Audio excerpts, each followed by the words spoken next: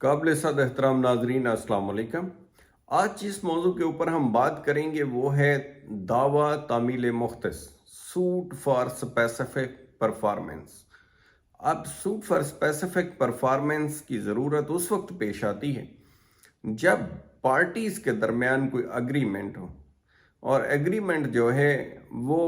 दोनों पार्टीज़ को क्योंकि बाउंड करता है किसी भी मुआहदे के लिए, कॉन्ट्रैक्ट के लिए, लायबिलिटी के लिए,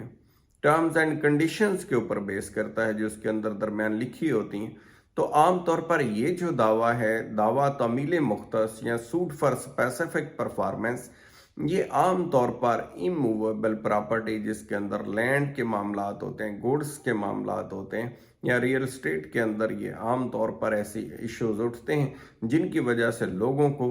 अपने जो एक कॉन्ट्रैक्ट है या एग्रीमेंट है उसकी तामील के लिए अदालत से रजू करना पड़ता है। अब अदालत से रजू करने के लिए क्या किन चीज़ों का होना ज़रूरी है, कौन सी एग्रीमेंट के अंदर शराइत होनी चाहिए और किन चीज़ों को अदालत मद्देनज़र रखती है, वो तमाम चीज़ों का हम जायज़ा लेंगे। क्योंकि ये रोज़मर्रा मामूल की बात है कि बहुत सारी ऐसी शिकायत आपने देखी होंगी कि लोग अपने एग्रीमेंट को पूरा नहीं करते हैं, या जो फ्लक्चुएशन है रेट्स की, प्राइसेस की मार्केट के अंदर बड़ी तेज़ी से चेंज हो रही होती है, और बहुत सारे लोग जो हैं वो एग्रीमेंट करने के बाद उसको विड्रॉ कर जाते हैं, अपनी कमिटमेंट से पीछे हट जाते हैं, और वो या कुछ लोग लालच का शिकार हो जाते हैं और उसकी बुनियाद के ऊपर फिर वो अपना जो किया हुआ एग्रीमेंट है उसको जो उसकी तामील है, जो उसकी एग्जीक्यूशन है, वो करने से हिचकिचाहट महसूस करते हैं या दूसरी पार्टी को ख़राब करते हैं जो कॉन्ट्रैक्ट के अंदर होती है। तो उसके अंदर इन तमाम चीज़ों के लिए जो बुनियादी तौर पर ये ज़रूरी चीज़ है वो ये है कि जब भी एग्रीमेंट लिखा जाए तो उसमें टाइम फ्रेम दे दिया जाए, उसके अंदर एक वक्त मुख्तस कर दिया जाए, तमाम शराइत को डिटेल से लिख दिया जाए, उसके अंदर कंसिडरेशन जो चीज़ है, अमाउंट जिसके बदले में कोई सेल परचेज हो रही है, उसको बड़ा कैटेगोरिकली क्लैरिटी के साथ लिखा जाना चाहिए कि कितने पैसे ले लिए हैं, कितने बकाया हैं, या इसके बदल में जो कोई और चीज़ है वो क्या होगी, या एक्सचेंज है, ज़मीन के बदले ज़मीन है, गुड्स के बदले गुड्स हैं, तो उसका क्या तरीकाकार होगा, कौन सी अशिया होंगी, यानी वो फर्दर डिटेल्स उसके अंदर होनी बुनियादी तौर पर ज़रूरी हैं, ताकि अगर कोई एक पार्टी उस चीज़ से वायलेट करे, एक पार्टी विड्रॉ करे या रिकॉल करे या पीछे हटे, तो दूसरी पार्टी कोर्ट को जाके कह सके कि हम अपनी हद तक जो पार्टी कोर्ट को अप्रोच करे उसके लिए एक चीज़ का होना ज़रूरी है कि वो कोर्ट को विद क्लीन हैंड्स अप्रोच करें, अपनी नेक नियति से जो है वो अप्रोच करें, यानी कोर्ट में जाए और अपने एंड के ऊपर उसके लिए ये साबित करना कानूनी जिम्मेदारी है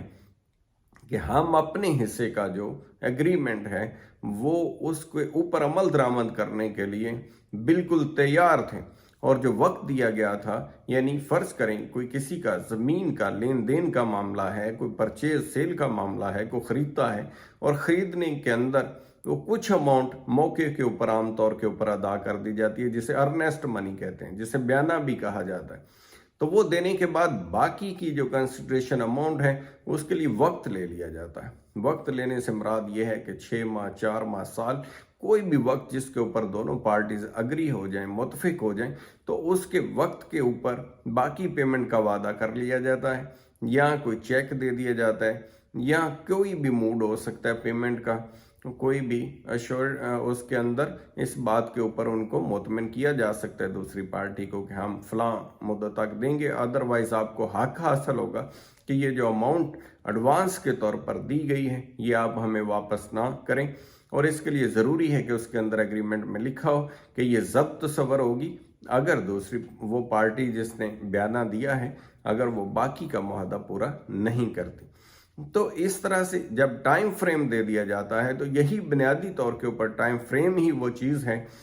जो दूसरी पार्टी को पाबंद करती है, और उसके लिए ज़रूरी है कि जो दावा करने वाली पार्टी है, केस करने वाली पार्टी है, वो ये साबित करे कि उस मुकर्रर वक्त के ऊपर जो ड्यू डेट थी उसके पास पैसे मौजूद थे,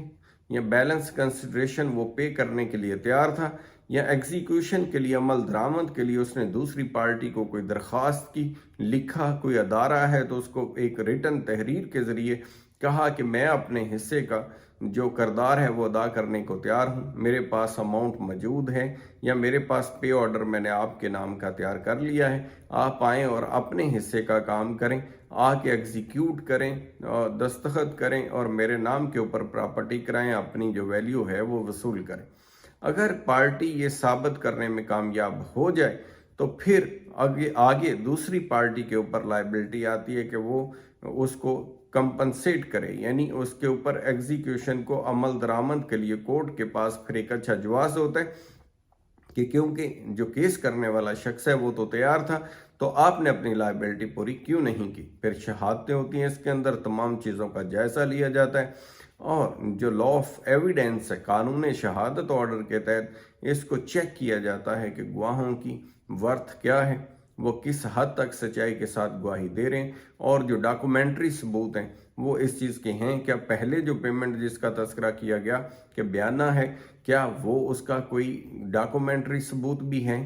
کوئی چیک ہے، کوئی بینک کی ریسیپٹ ہے، کوئی اور ڈاکومنٹ ہے، یا جو ایگریمنٹ ہے اس کے اوپر گواہوں کے جن کے دستخط ہیں، کیا وہ آ کر کے بیان دینے کے لیے تیار ہیں، اس ڈاکومنٹ کی تصدیق کرتے ہیں۔ یعنی ان تمام چیزوں کا جائزہ لینے کے بعد پھر کورٹ اس کنکلوژن کے اوپر پہنچے گی کہ اس شخص کا جو دوسری پارٹی کا یعنی جس کے خلاف کیس کیا گیا ہے اس کو ایگریمنٹ کے اوپر عمل کرنا چاہیے تھا، اور اس کی ایگزیکیوشن کے لیے یعنی اسپیسیفک پرفارمنس جسے کہا جاتا ہے کہ عمل درآمد کے لیے کورٹ ڈائریکٹ کر سکتی ہے،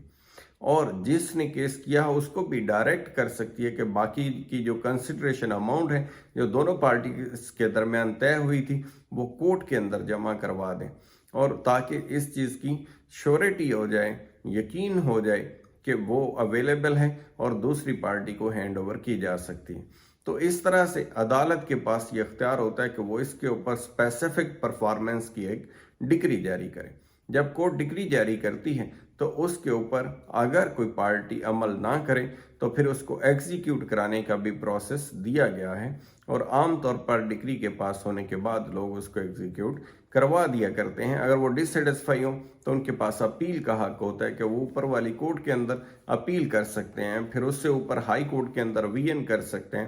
پھر سپریم کورٹ کے اندر سی پی ایل اے بھی کر سکتے ہیں۔ گو کہ ایک یہ لینتھی پروسیس ہے، اور لوگوں کو کوشش کرنی چاہیے کہ جو اللہ کا فرمان ہے کہ جو عہد کرو اس کو پورا کرو، اس کے اوپر عمل کریں، تاکہ سوسائٹی کے اندر یہ ایک طرح کی لیٹیگیشن جو ہے جس سے لوگوں کے بے شمار وسائل اس کے اوپر خرچ ہوتے ہیں، کمپلیکیشنز ہوتی ہیں، اور آنے والی نسلوں کو بھی اس کے اندر مختلف کیسز کے اندر جا کے عدالتوں کے چکر لگانے پڑتے ہیں اور حقوق کے لیے لڑنا پڑتا ہے، اور جس کی وجہ سے سم ٹائم کرمنل کیسز بھی بن جاتے ہیں، فوجداری مقدمات یعنی لڑائی جھگڑے میں قتل و غارت تک صورتحال چلی جاتی ہے، کیونکہ دنیا میں دو ہی چیزیں یعنی جان اور مال کے بارے میں لوگ سب سے زیادہ سینسٹیو ہوتے ہیں۔ تو اس چیز سے کو پہلی کوشش تو یہی ہونی چاہیے کہ ہر کوئی شخص کوشش کرے کہ وہ اپنے عہد کو پورا کرے، جو اگریمنٹ کرے اس کو پوری نیک نیتی کے ساتھ آگے بڑھائے اور اس کے اوپر عمل درآمد کرے۔ اگر نہیں کرتا تو پھر کورٹ کے پاس یہ اختیار حاصل ہے